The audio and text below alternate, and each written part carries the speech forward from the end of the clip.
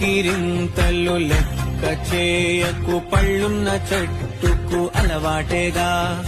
కలత చందకు చందమామకే ఏటేట చవితికి నిందలేగా.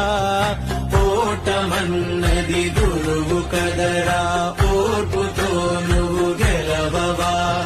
రేపుకే దిక్సూచి నిన్న రెక్కలే చుక్కానిరా.